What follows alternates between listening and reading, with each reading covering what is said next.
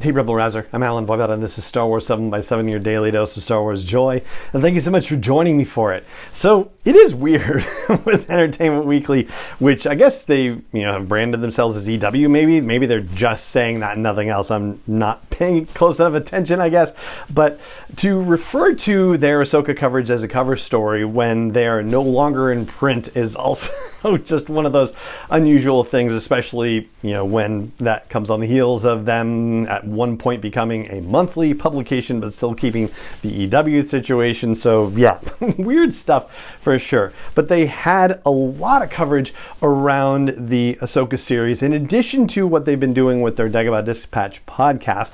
And when you go through the stories that they published on their website, it's kind of a similar thing to what happened with Empire Magazine, how, they have like stuff in an actual physical issue, but then they broke it up into a bunch of stories online.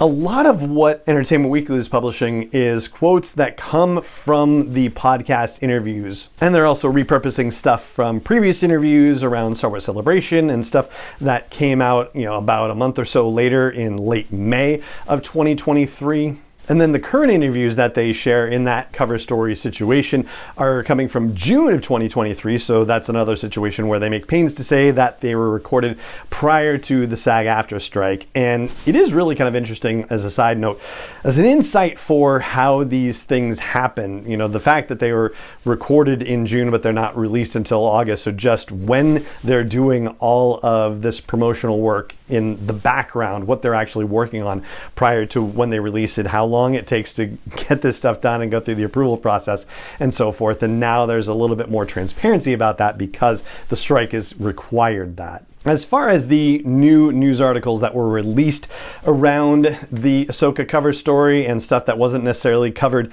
in the Dagobah Dispatch podcast, there are a few things that I wanted to highlight.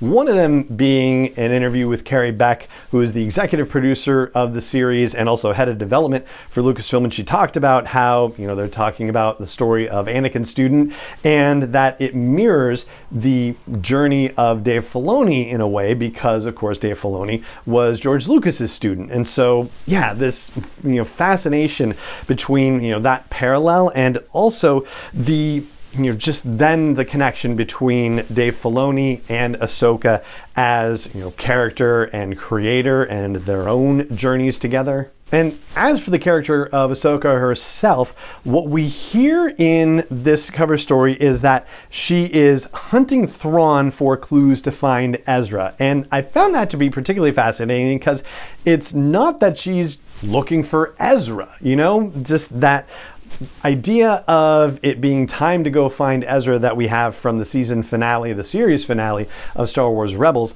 that they're actually looking for Thrawn to get to Ezra rather than just looking for Ezra. I found that to be a particularly interesting situation. Somehow they think he's going to be easier to find, or maybe just that he is a more, imminent danger. Not that Ezra is a danger, but you get what I'm saying, right? That it is kind of important to deal with Thrawn, but I guess while they're at it, that may be the easiest, best way to get a lead on what might have happened to Ezra. We also find out that David Tennant, who does the voice of the Jedi architect droid Huyang, actually recorded his dialogue in entirety in advance of principal photography, so that when the actors were on set interacting with the Huyang droid, that they were dealing with actual dialogue and an actual performance, not just somebody who is standing in for that situation. And Rosario Dawson on the Dagobah Dispatch podcast also had wonderful things to say about David Tennant and his performance as well. We find out from Natasha Liu Bordizzo, who plays Sabine Wren, that even though she's seen as a hero of the liberation of Lothal, she doesn't feel